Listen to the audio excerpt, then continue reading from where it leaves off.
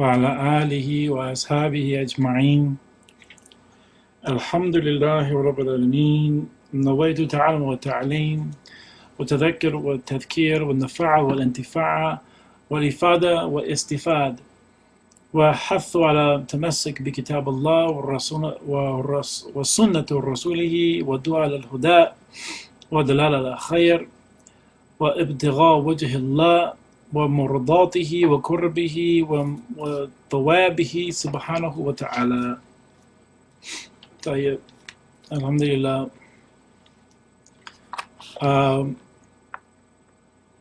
Can everyone hear me? Kind of want to do a mic check, so to speak. Okay. Alhamdulillah. Again, thank you all for being here today. Also, I want to ask, has anyone listened to the recordings of the class?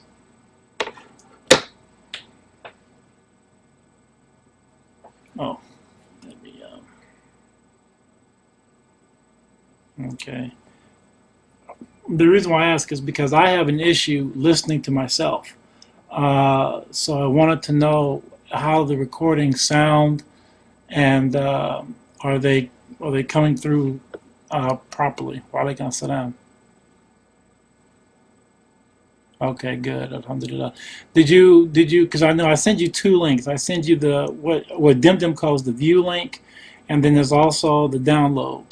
Are you, Fatima? Are you just looking at the view link, or are you looking at the download?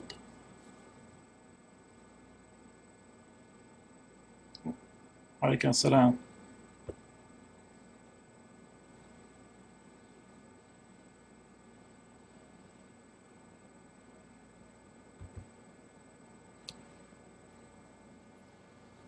Okay. Right. I know it's a link, but I send you two links. For each class, there are two links. Wa alaikum salam, Nur.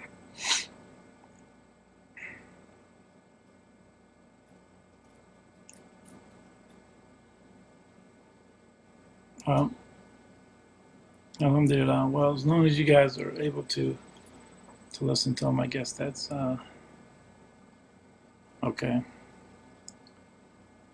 And did you have Shakir? Did you have any problems listening to that downloaded one?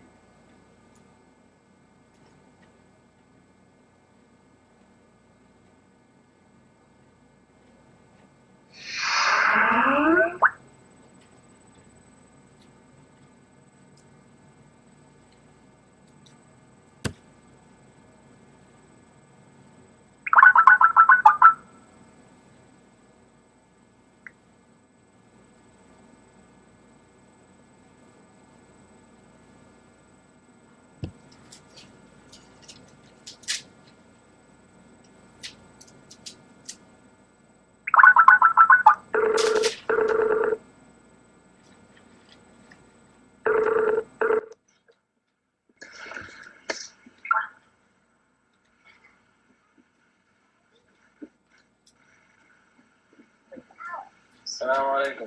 Wa alaikum salam. Okay. So we were pretty much set up. Yes, no, I can send those to you. Okay, good. Alhamdulillah. Khair. All right. Bismillah ar-Rahman ar-Rahim. First, I want to address some of the questions that were asked of me last class. The first one being about the issue of puberty, because that's what we were talking about. And the brother asked the question, could a person that is that are of a young age, that have not reached the age of 15, they have not had a period or a wet dream, can they be considered baligh or pubescent if they have premarital sex? And the answer is no. Even though, well, let's put it this way, there are two opinions upon it. The more timid or most agreed upon opinion is that no, they will not be considered baligh. However, there are some of the ulama that say that baligh doesn't necessarily, or is not necessarily limited to the three objects or items or situations that we discussed. And they said even ejaculation is a form of puberty, reaching puberty. And so from one perspective, yeah, it is possible that if a boy and a girl had sex, premarital sex, and they were like 11 or 12, but it happens. But if they were that age, then if either one of them had an orgasm, or both, then it would be considered baligh. But the most agreed upon position in the Shafi school of jurisprudence is that no, they would not be considered pubescent. Okay. The second thing, the second question that was asked to me was about whether or not these ages, right, being 9 or 15 or what's in between, was a consideration. Was it? Do we take it in consideration the solar calendar or the lunar calendar? And as I mentioned, the solar calendar can be used. However, I was told by one of my teachers that I called and talked to extensively on this issue. He said that the only time that the solar calendar can be used is as if the person knows their lunar calendar. So the more timid position, the most agreed upon position in the Shafi school is that we have to use the lunar calendar. And so, and I asked the question, well, what happens if people don't know their lunar when they were born from a lunar perspective? What I was told is that you have to calculate it, I think, based on 2 week intervals, like meaning go back for every year that you have a birthday, go back 2 weeks, and that is pretty much what your birthday is going to be for the upcoming year. Just like Ramadan, every year is like 2 weeks. It comes 2 weeks before it did the last time. So he said that the Sheikh, and this was Sheikh Muhammad Al-Ninawi who mentioned this to me. He said that we have to take the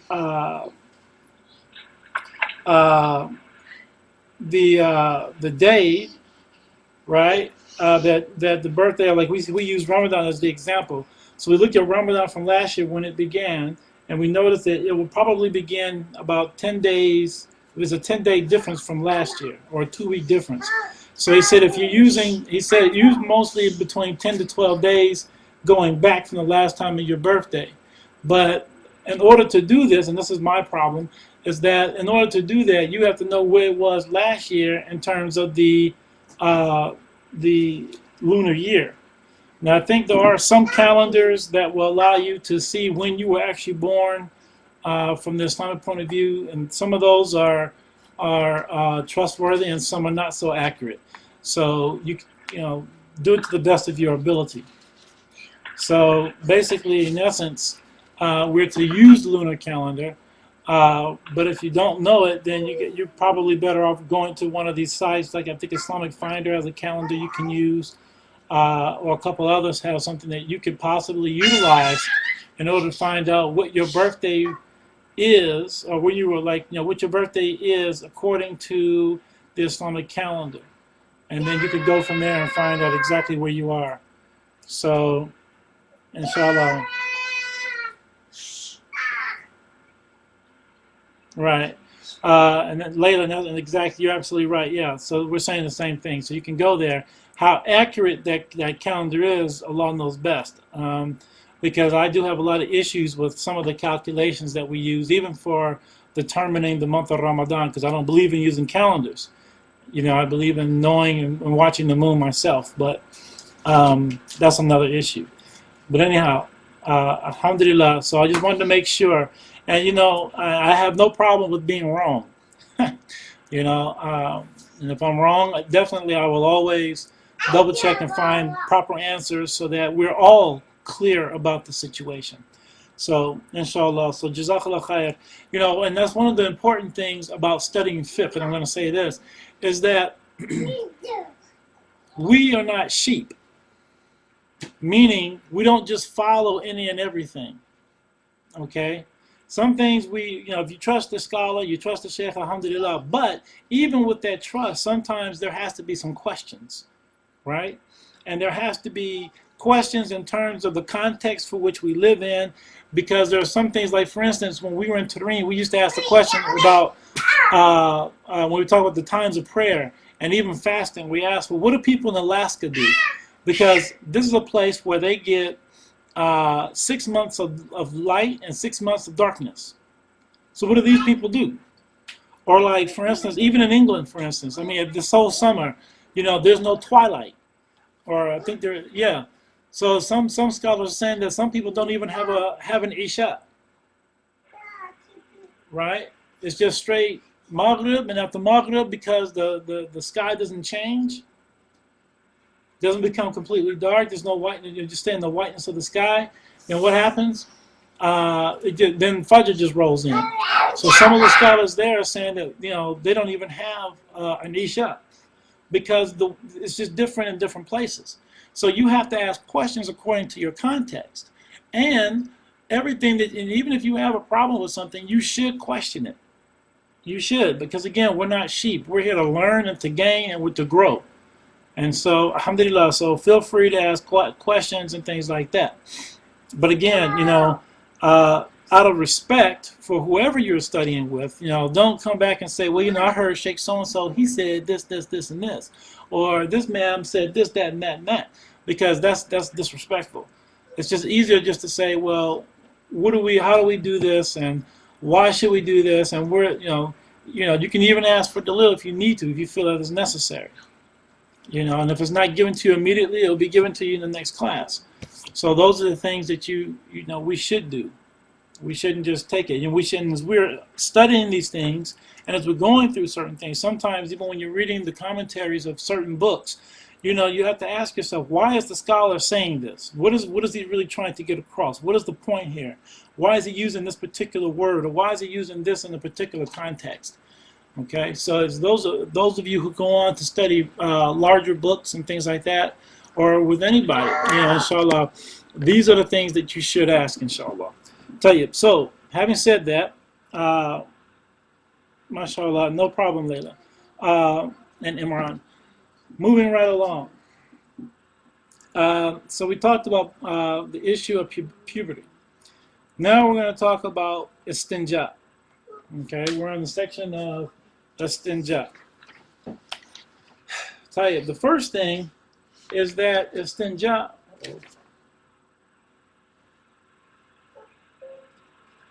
Nathan, go in the room on the bed and give me my notes.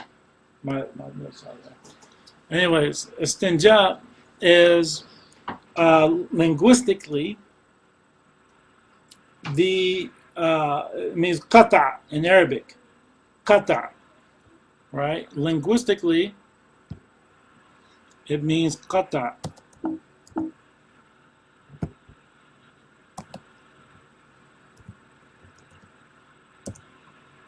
Okay, qata. And what we mean, it's with a ta, qata, right? And what we mean here is, thank you.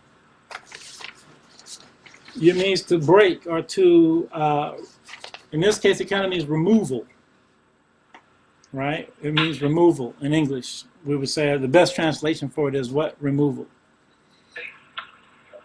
Okay? And what do we mean linguistically, or shar'an? It means the removal of filth. Okay? Linguistically, istinja means the removal of what? Filth from the private parts. With water or with ahjar, rocks or stones.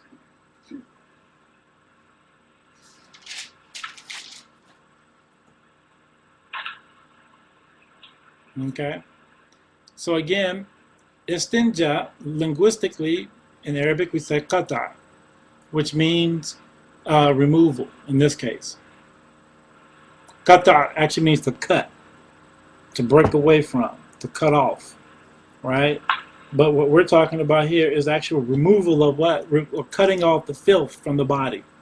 So you can't say cutting off the filth, but to say what? The removal of filth. So what we're talking about here is removing what? Removal. And so Sharda'an, it means the removal of what? Najasa, right?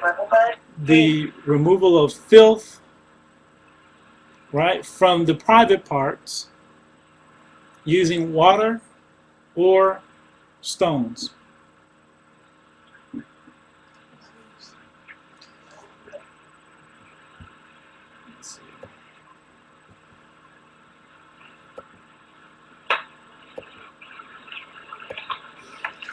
Okay, there we go. I didn't think this one, thank you, Sheree, but I didn't think it was working because it's still like looking like it's trying to power up.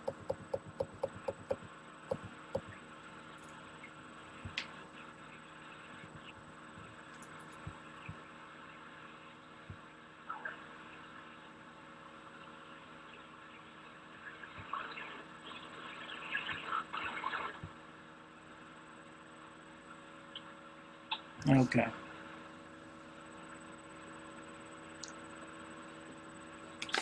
Tell you. So, again,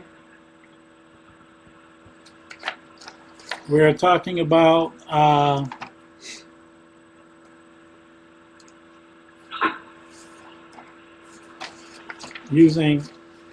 making a istinja. Now, when we talk about making the istinja, first off, when making the istinja,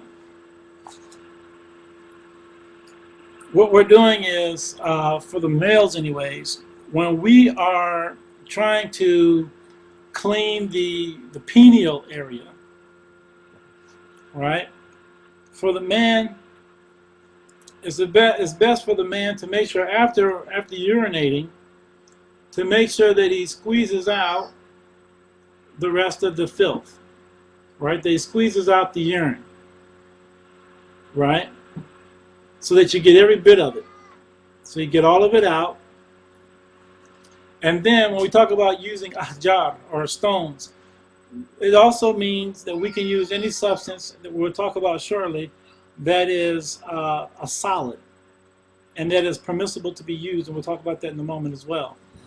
So when we say that, say for instance, we use toilet paper, or if you actually use stones, what you want to do is you want to make sure that you come up and get rid of the filth, right? So as you're squeezing yourself out, you're making sure that you're getting all the drips out, right? And then after you do so, making sure you wipe off the rest of that filth with, say, toilet paper, right? Or if you're going to rinse with water, to rinse it off with water, right? And then also, some of the scholars say, and for the woman, she has to also kind of make sure that she cleans out the area where the urine comes out, the clitoral area, making sure all of the urine comes out, and that she also wipes appropriately, making sure that she gets all of that out of there, right? Making sure she's clean. Now, for what many of the scholars say that, or one of my teachers, not all the scholars, but one of my teachers, he said that sometimes you may have to do a little extra movement, right?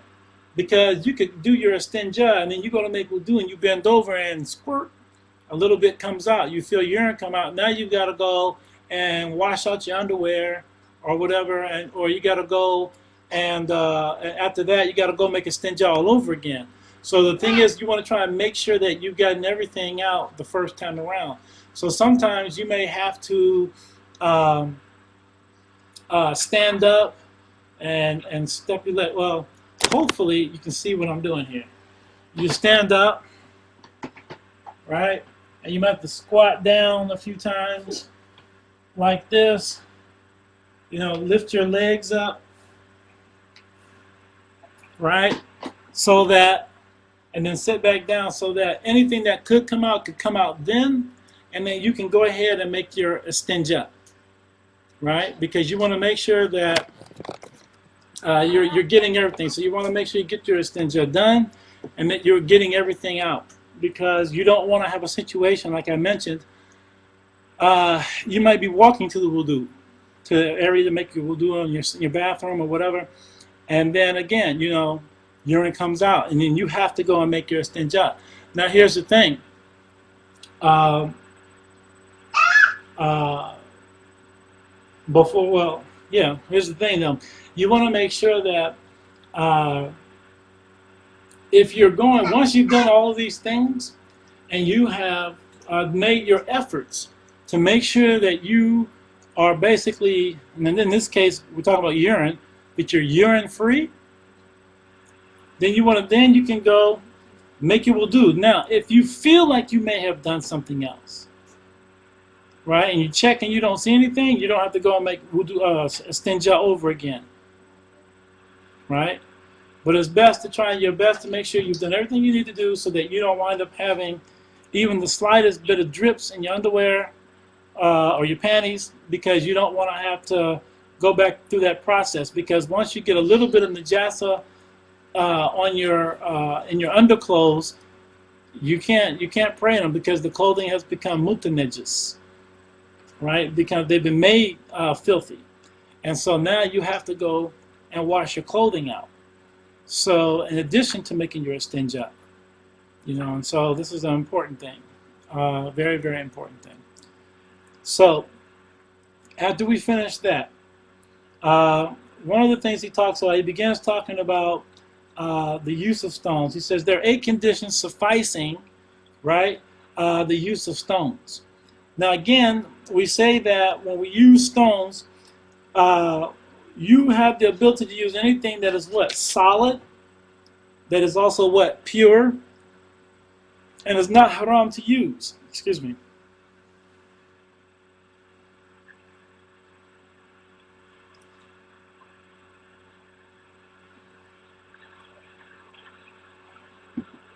Okay?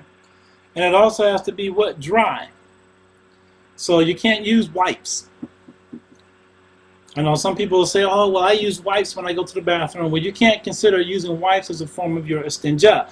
You can use wipes after you've made your istinja, just for your own personal hygiene, which is not a bad thing to do.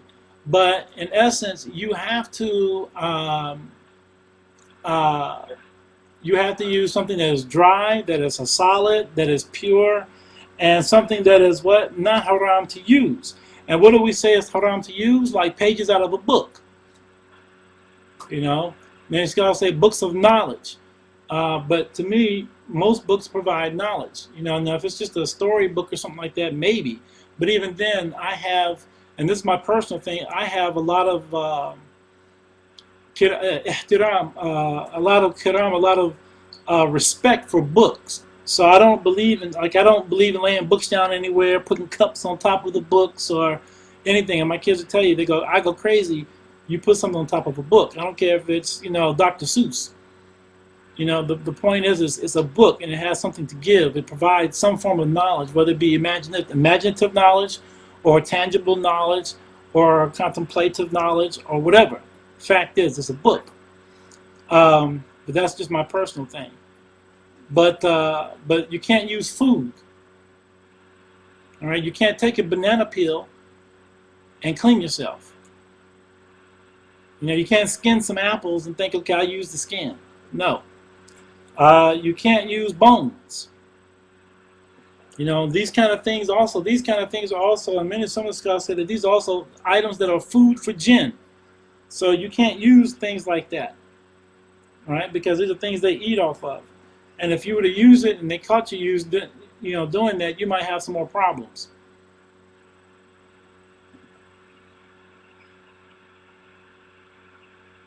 Okay, what I was saying was, you see, the point of making the istinja, right, is to make sure that we're removing filth, right? A wipe, because we're talking about tangible as well as, or what's visible and what's not visible. And so using wipes, something that is wet, all it does really is kind of spread it around. And then it causes more problems. And this is the reason why we don't necessarily use wipes, right? You make your istinja using something dry, because something dry will wipe and clean better, right? But then obviously there's nothing better than the usage of water, which we'll talk about shortly. Now,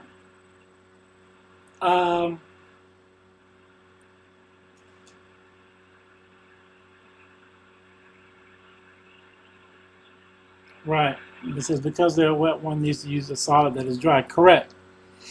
Can we use leaves from plants or trees? Now, there's a difference of opinion on that. Some scholars say no. Don't use leaves. Some say yes. But if you use the leaves, you use leaves that have already fallen. Racking off a leaf and then using it, uh, they don't look too. Some scholars don't look too favorably upon something like that.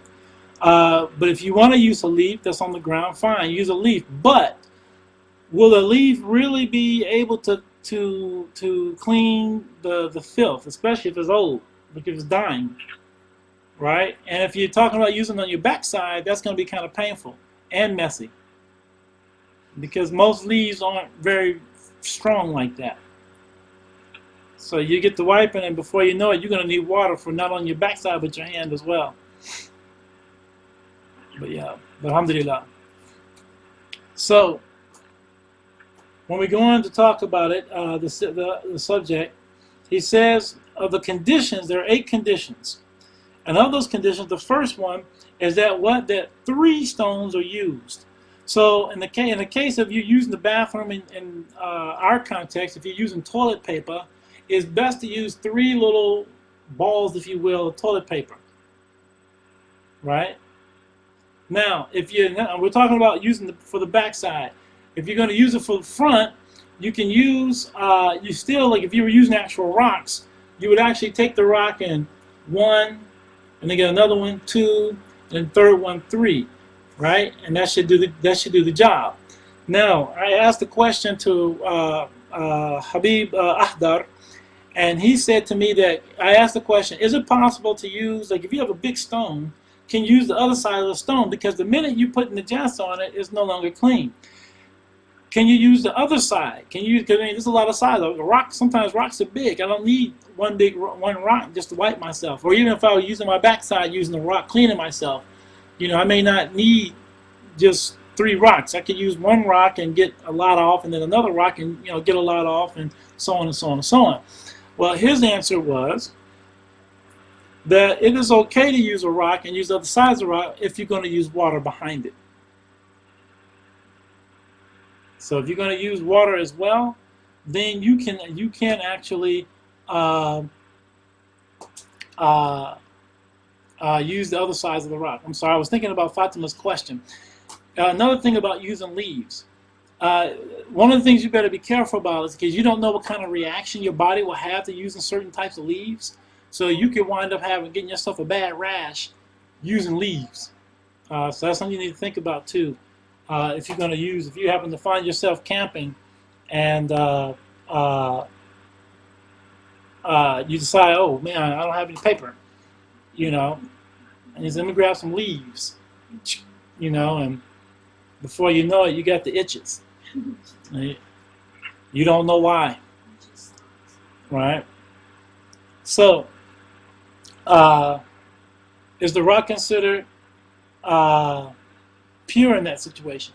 Well, again, the minute, as I mentioned, the minute you clean yourself with the rock or the toilet paper, the minute you do that, that item has become mutanajis, means it's no longer pure. That's why he said that, if you're going to do that, you have to follow it up with water, because the water is pure, right? And we'll talk about water versus toilet paper and things like that. Okay, I'm going to answer these kind of questions in just a moment. Yes, you can use more than 3 rocks. If you need to, you can use more than 3. Just like toilet paper. Again, anything solid. We're just talking about rocks here, but if you use toilet paper, then yeah, if you need more, you use more. Now, he says that 3 stones are to be used, and that the area be cleansed, right? And what he means is that when you use this item, that the area that you're cleaning has been cleaned, right? So much that that there's nothing else left but the residue, which could only be removed by water. Okay, in other words, there's nothing apparent still found in that area. So if you're wiping the penial area, you want to make sure that when you wipe, there's no drips around here, there's no wet spots, right? And so that you make sure that it's all done. If you were uh, wiping with, you're wiping your backside, and this is with toilet paper, rocks, whatever. One of the things you do, come back here, say this is the anal area. Okay, we're not talking about the butt cheeks and all this kind of stuff. We're talking about the actual anal area, the anus. So if you're wiping yourself, you wipe on this side with the toilet paper or the rock, one. You wipe on the other side, two. Well, you know, it'll come like that. So let me see. One side, one. The other side, two. And then right up the middle, three. So again, you wipe on one side, one. The right side, two. The left side, and then three in the middle. Okay? That's if you're washing the anus. Okay? Now, I'm going to say this. Be very careful if you're using rocks. Because you can rupture some blood vessels. And you look at your rock and you see there's something extra there. Like blood. So you got to be very, very careful when you are using rocks. You know, if you can find some nice flat ones, that's better. You know, the little bumpy rugged rocks, that's a little bit hard. And so you have to be very careful about that. Now, again, sometimes after you're wiping, it can get a little messy, and you might need more than what, 3. So in that case, sit up. So in that case, that's you're going to need maybe 4, maybe 5 rocks. All right? Tamam. So now, the next thing, the next condition, if you're going to use rocks, now we're talking about using something solid. These are the conditions if you're going to use something solid. So, if you have 3 stones, okay, great. If you only have 1 or 2, you're going to need water. If the area that needs to be cleansed, that you started cleaning it, but then, or your anal area, and then you say, well, you know, I can't get it all off with those rocks that I have, you have to use water. Okay? Which is the third condition, that if the excreta becomes dry. So if you urinated, but then you didn't clean yourself immediately, and the urine dried up, right? You have to use water because there's nothing for you to remove with the stone or the toilet paper. You've got nothing to clean. What is there? Nothing. It's dried up. It's all residue. So the only way to clean that is with water. Likewise, in the backside, if this is all dried up and got crusty or whatever, then the reality is that, you know, okay, you might be able to get some of it off with the rock or the tissue, you're just chipping away at it. But the thing about it is, in order to get it completely clean, you're going to need water because it's gotten dry. So anytime that the excreta has become dry, then you cannot use toilet paper or rocks. You have to use water. So that's what we're saying. The conditions for using these things, meaning if you're going to use this only, this is what the conditions are. So the first one is that there be what, 3, or we'll say 3 or more. Second one, that the area that you're cleaning is completely cleaned by using these items. The third one is that what the excreta, the fecal matter or the urine has not become what? Dry. No. Good question. What type of stone he used, I do not know. The object of using stones is from the Sunnah. It comes from a hadith. And I can't remember the hadith exactly right now. I think we look in Bulugh al-Maram, another book on hadith that's kind of set up in a Sharia or a fiqh way.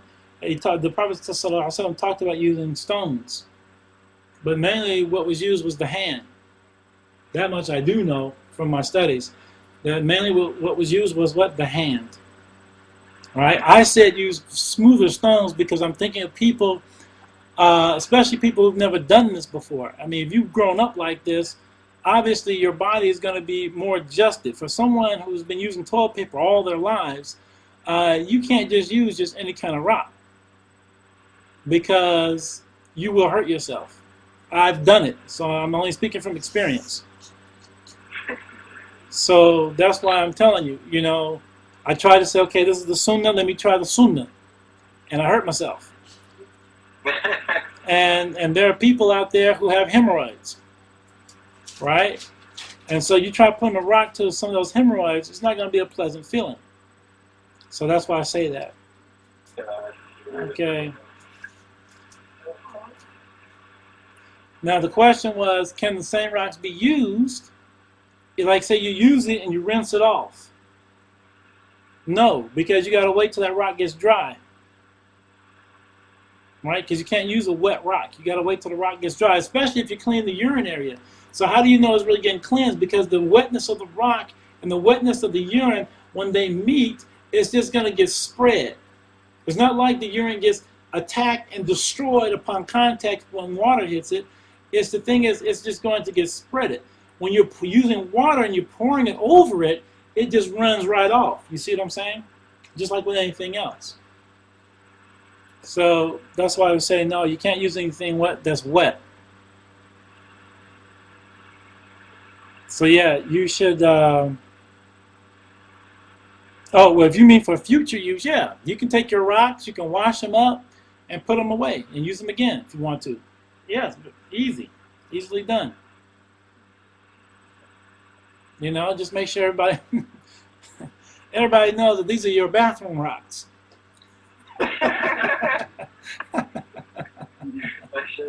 Say, don't mess with these rocks. You don't know where they've been.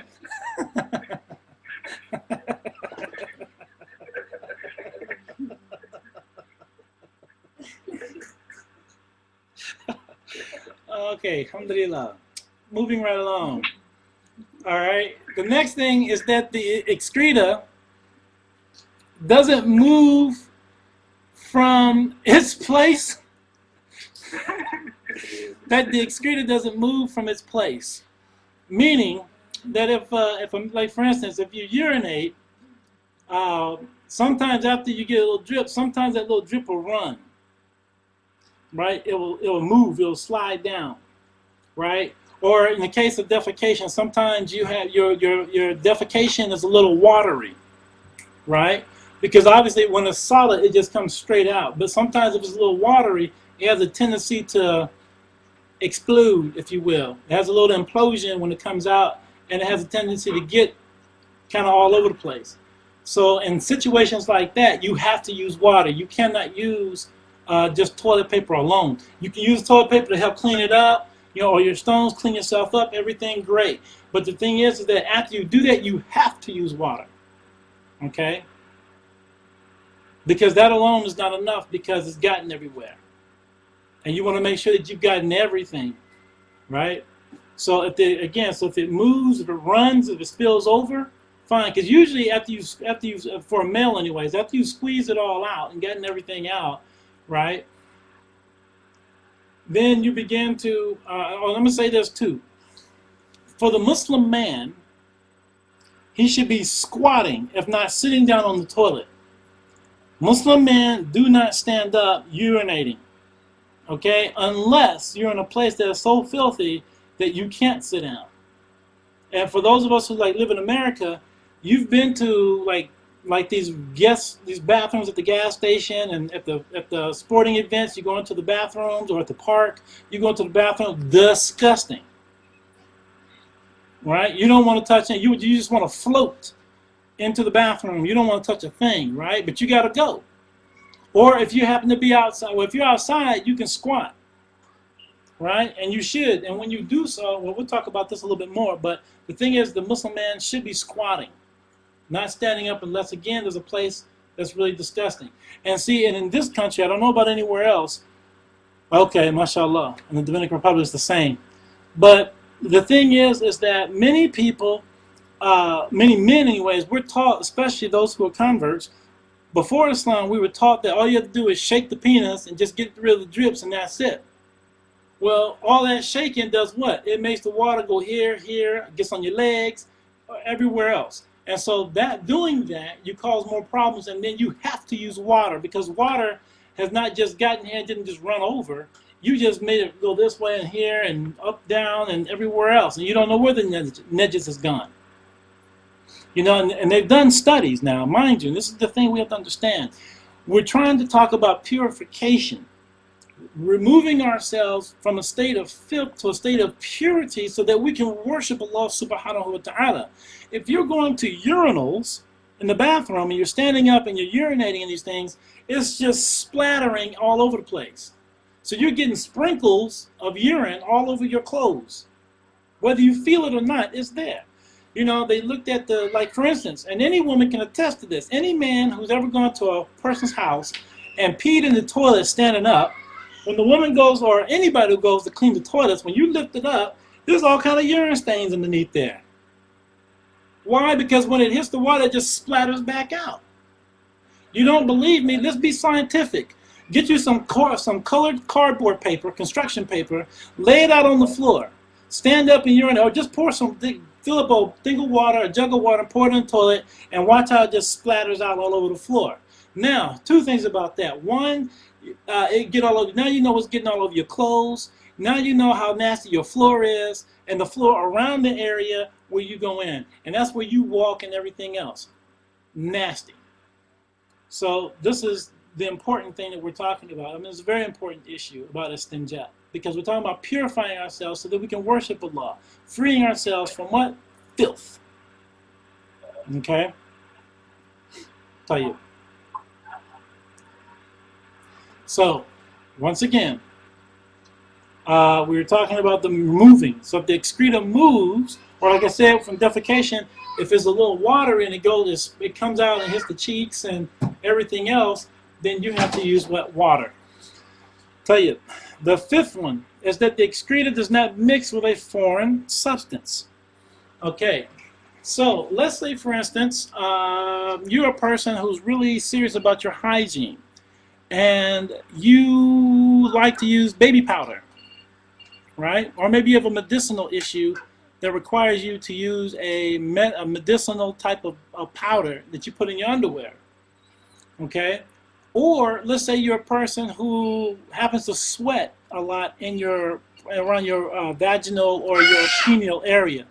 And so after you urinate, if you had baby powder around, say in the man's issue, around the perineal area, and the water came out and it mixed within that baby powder, you have to use water, because even though you cleaned it, there's still a lot of remnants that is kind of holding on to the urine, because the powder itself is not being removed.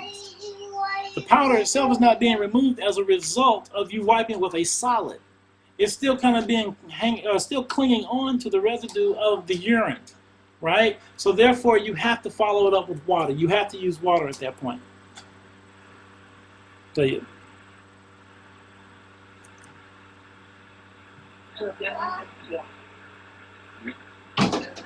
Yes, and to answer Fatima's question, yeah, the water splashes back because of water in the toilet, but think about this.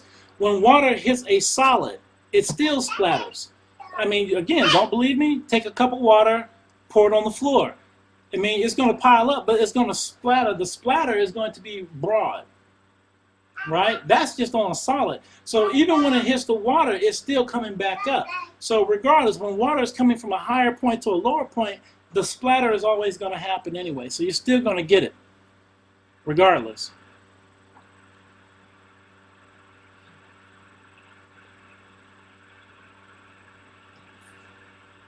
Okay, so Shahid asked the question, well, if you use a urinal, how do you deal with the splashback? Well, my answer to you is don't use the urinal. Use the toilet. Why? Because if you really have to use the bathroom, you're just going to have to get the projectile. You're just going to have to just let it go shoo. You're going to just stand back and just let it shoot up. That's what you have to do. It's either that or you spend some time cleaning up the toilet. But don't use the urinals. I do not advise anybody, any Muslim man, to ever use a urinal. And if it's really that bad, just go out in the woods somewhere, go behind a tree, if it's one available. And for a woman, it's the same thing. If a woman decides, to has to use the toilet, I mean, she has to squat anyway. You don't have to worry about using the urinal. But if a woman decides the bathroom is just too nasty, then I suggest you go find another bathroom. Otherwise, like I just said, you're going to have to spend some time cleaning up the toilet. Excuse me for a moment. Hey, cállate. Okay?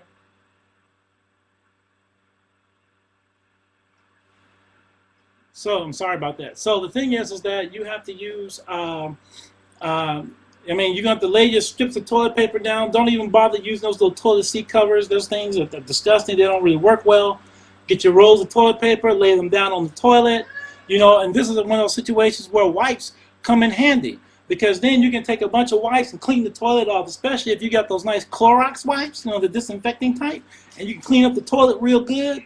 And then make sure, you know, so now you know for a fact you're sitting on a nice clean toilet. Now, you may not want your clothes touching the floor, because it's still nasty in there, right?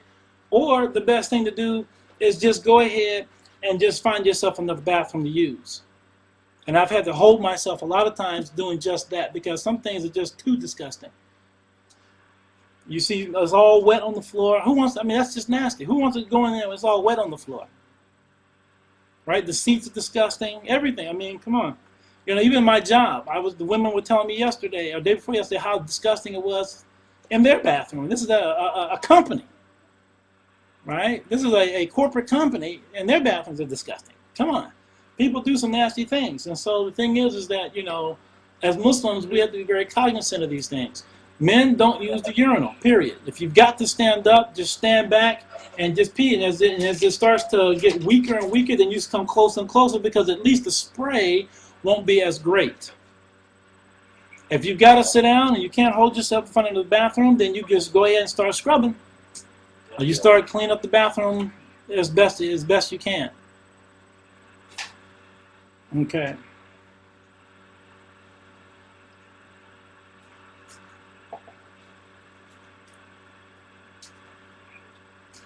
Okay, so the question Sister Samaya asked is, if a person is out and uses the public restroom, makes a stinja, then after leaving, a little net just slips out.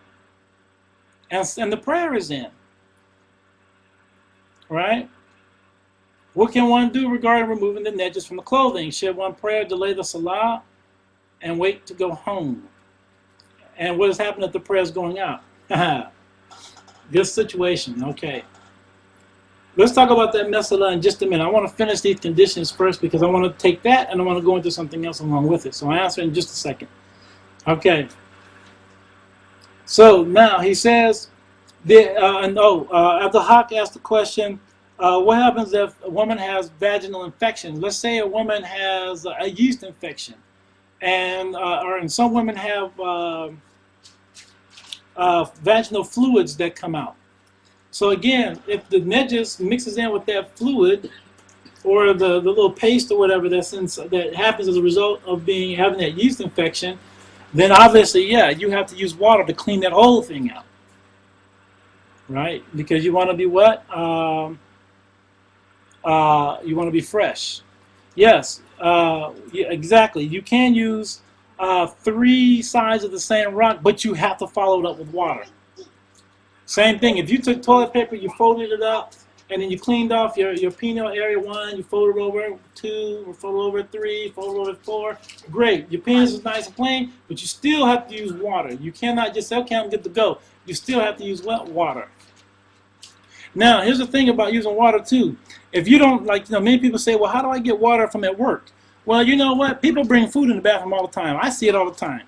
You know, there's nothing wrong with having a little empty Coke can or something like that, or even your little styrofoam cups. Walk in there, pour a little water in there. Hey, Bob, how you doing? Great, great. And as soon as he walks out, fill up a little water. Or, you know, who cares if he sees you? Fill up a little water, go in your stall, and do what you got to do. And then you got your water. Or if you have a situation where you can take a paper towel and fill it up with water and then squeeze the water out, it's still considered water as long as it's not perfumed paper, right? If it's perfumed, we got a problem. But if it's not perfumed, then you can take the water and the thing, squeeze it out over your penile area. And that should work, inshallah. Yeah. Well, it would be considered dawah opportunity. Hey, why are you taking a cup into the toilet? Well, you see, brother, according to Islam, we like to clean ourselves. We have to keep clean. You know, Will Smith, when he was doing the movie Ali, when he did the movie portraying Muhammad Ali, in order to get completely into character, he also made a stinja. And I remember him talking on the interview, and they said, "Yeah, Mr. Smith, we see you're really taking on the Muslim faith and the Muslim way of life, trying to learn a little bit more about your role and everything. I hear you even using water when you go to the toilet." And he says, "Yeah, remember those days when you had skid marks in your underwear?" He said, "Those days are over now." So nothing, no more skid marks in the underwear. Now, what does that tell you? What does that tell you? So, subhanAllah, what I mean? It has its purposes. So if you want to use dawah, it's dawah. But mashallah, he said, don't encourage her. Well, inshallah, alhamdulillah. Dawah comes in all kinds of forms, right? Mashallah. So anyways, the next issue we want to talk about is that we said that the excreta does not move from the glands, meaning the pineal area or the vaginal area or the anus, right? So in other words, and this is kind of like the other situation that doesn't move with its place, but what we're talking about is we want to make sure that it doesn't, like, say for instance, you urinated, it dripped, bounced back and hit and landed on your body, right? If it bounces back and gets back on you, what do? Well, can you just take a rock and clean it up? No, you have to pour water over that area. If you're out in the woods, or you're even in your own bathroom and you had bad diarrhea and you sat on the toilet and you had that implosion and a lot of it fell back up on you, all right? These are real situations, right? These are real humanistic situations. But if you had the little implosion and it just fell back on you and you got it all over your backside, well, then you've got to use water. You can't just use the toilet paper and wipe it off and think you've done your job. You've got to use water for the whole deal to clean yourself. Tell you. So the last two, we say that the excreta doesn't become connected or mixed with water, and that the stones are what pure. And we've already talked about the pure section. But we want to make sure that, like, say for instance, if we started talking about earlier about if you were sweaty in that area, or let's say you took a bath and then, oh wow, I gotta pee, and you don't want to pee in the bathtub, which I don't advise anyone doing. Some of the ulama say that when you do that, it reduces your ability to memorize things. And I don't know where that comes from, but I'm just telling you what I've been told. But anyways, you're taking a shower, you got to urinate, so you jump out the water, you jump on the toilet. Now, if the urine runs or the fecal matter comes out, again with the implosion, and it mixes with that water on your body, then what you have to do is use water to make your istinja. I mean, you can use the toilet paper and everything to do what you have to do, but it has to be followed up with water. You cannot use it by itself. Now,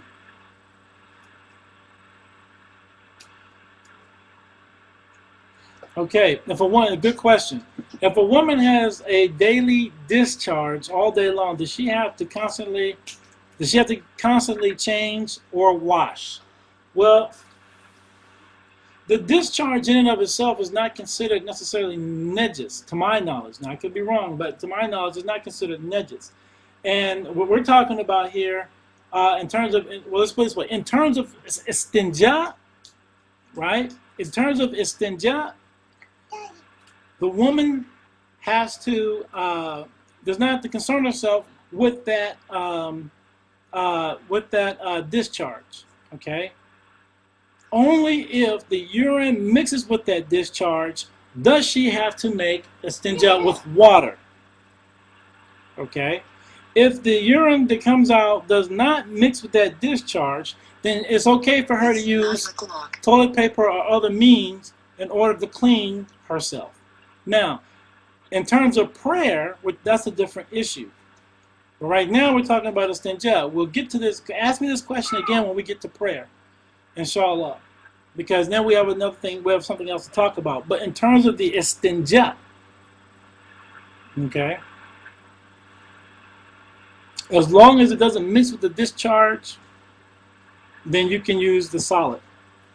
If it mixes with the discharge, you have to use water. Now, if a woman has a bad discharge, and I'll just say that, just put this out there for those who are like, well, what do I do now? You know, why do I have to wait till Salat? The thing is, if you have a discharge, it's better for you to clean yourself, right? Change your underwear, clean yourself, that kind of thing. But then this comes the point of what we call continence, and we'll talk about that a little bit later. Continence. Tell you.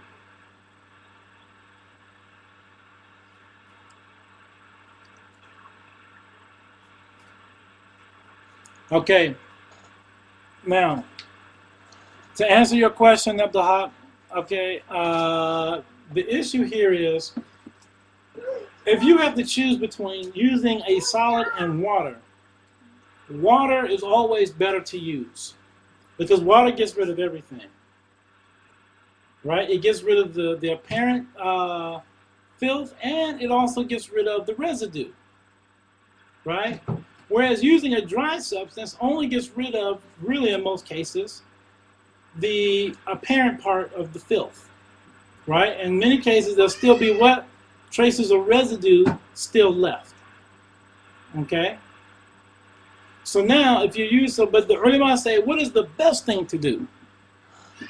The ulama say the best thing to do is to use what? Both the solid and the water. And the solid should be used first, okay? So whatever you're going to do, the solid has to be used first, and then you followed up with water. That's the best, because that way you know absolutely certain that you are clean, okay? So that's important. Very important. So now also, when it comes to these kind of things, when it comes to like urinating and defecating, you know, it's not permissible to like urinate in holes, right? Like if you go outside and you find a hole in the ground, you can't pee in it, you can't defecate in it because something might be living in there, or something is storing something in there, right? And just trust me, you don't know what's in there. I mean, for all intents and purposes, you know, jinn could be living in there. You don't urinate or defecate on the side of riverbanks or the side of a lake, on the beach area, right? You don't defecate like if there's a stream, right, a stream of water. You don't just defecate right there because other animals may be coming there to drink, and now you've kind of corrupted their area to receive, you know, to quench their thirst or to find their food or whatever the case may be, right? So you can't do that. You cannot defecate or urinate in areas where fruit falls from a tree, right? Because some people and or animals and jinn, for that matter, go to those areas and they'll pick the fruit up off the ground to eat them. You know, now these tree things will fall into your mess, and now no one can eat them, and they go rotten, they go bad, and you've been the cause of wasting food. Now,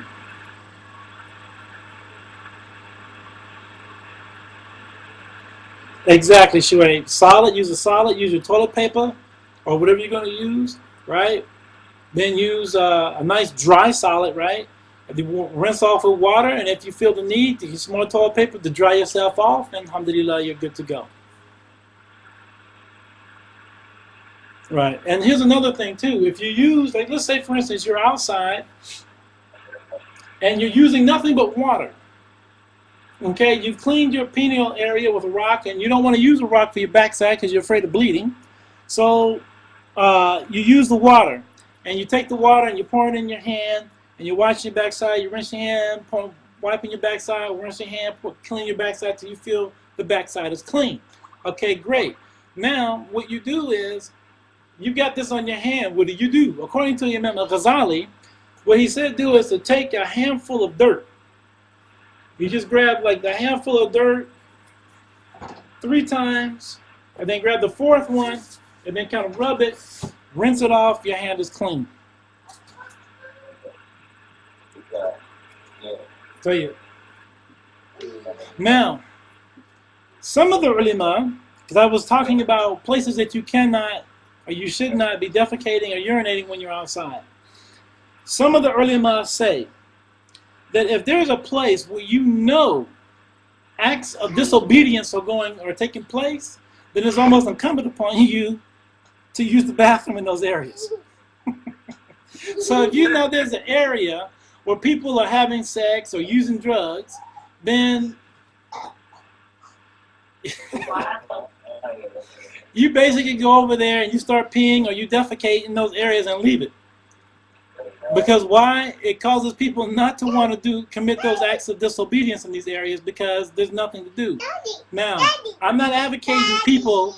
I'm not advocating people saying, "Oh, be out the park and see people out there kissing and hugging and having sex under trees, and then as soon as they leave, you go over there and squat." I'm not saying do that.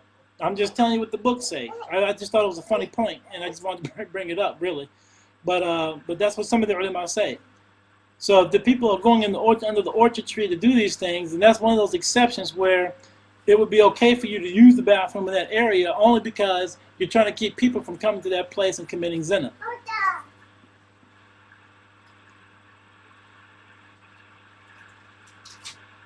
Okay. So when you asked me about Rasham asked, so 3 sheets are needed whether one urinates or defecates. The ruling is the same for either case. Yes.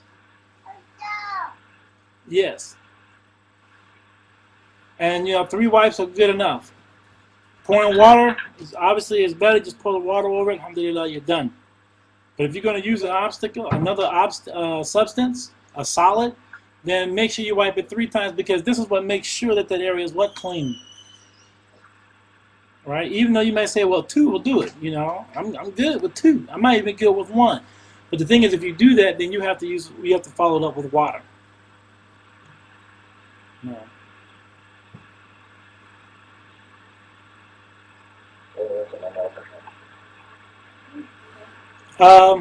The places I said you cannot use it. Okay, you cannot use it in holes. I said the hole, like holes in the ground. Right? You can't urinate in holes in the ground because, again, rabbits might live there, squirrels, spiders, insects, right? And like I said, jinn might live in these holes, or some animals storing food in these areas, right? So no urinating or defecating in holes in the ground. None on riverbanks, right? None on the beach. None on the waves of by the lakes, right? On the banks.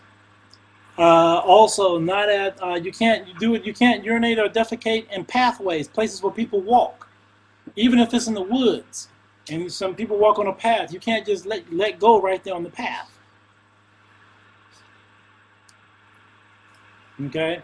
You have to consider yourself. Also, if you're using the restroom outside, as I said before, men should be squatting as well, and you have to make sure that you're covered, that no one can see your nakedness. So if that means you have to go behind the bushes, you go behind the bushes because no one should be able to see your nakedness to the best of your ability.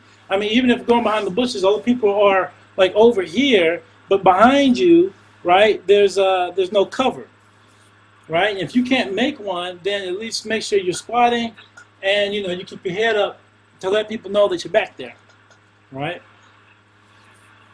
Or if you have an izara, you put the izara up such that, you have to pull it up, but you want to make sure that it's such that all of your nakedness is still not exposed, okay? Now, you'll hear a lot of the imams in the masjids, they're going to tell you, see, that was in the time of the Prophet ﷺ. Right now we've got bathrooms and we've got stalls. Men, stop squatting, get up and stand up and pee. It's like be free and pee, and stand up, stuff for the law. It's just because they don't have understanding of what they're talking about. Because you're peeing, you're splattering. You're splattering, you get on your clothes, and you don't clean it, your prayer is not valid. Because you can't salat with najas on you. This is about purification and preparing us and keeping ourselves pure or purified for worship to Allah subhanahu wa ta'ala. That's what this is about. Being pure. We're people that are concerned with purity. Zahiran wa batinan, meaning apparently and inwardly. So we cannot just overlook that. Tell you. Okay. Inshallah, I have to go. It's time for Maghrib, and I've got to take my kids to the pool. So they've been bothering me about that, so we got to go. But inshallah, may Allah continue to guide all of you, bless you all. May Allah, all of us, to be of those people that are purified. May Allah bless us to be people that are pure inwardly and outwardly. May the words that come from our mouths be pure words. May our intentions always be made pure. May Allah allow us to look only upon the pure, listen to what is pure. May Allah allow us to go to only that for which is pure. And may we do everything for His sake and His sake alone. May Allah forgive us for our sins and have mercy upon our souls. May He continue to make firm our feet out of Sirat al-Mustaqim. May He increase us in love for Him and in love for His Prophet sallallahu alaihi wasallam. And may we be filled and with the fortitude to continue to follow the Sunnah of the Prophet Muhammad sallallahu alaihi wasallam. And may we be able to always find a connection in all our actions to the divine. Ya Rahman Rahimeen, Ya Rahman Rahimeen, walhamdulillahi rabbil alameen, wa salatu wa salamu ala Sayyidina Muhammadin wa ala alihi wa ashabihi ajma'een. Subhana rabbika rabbil izzati amma yasifun, wa salamu ala al-mursalin, walhamdulillahi rabbil alameen.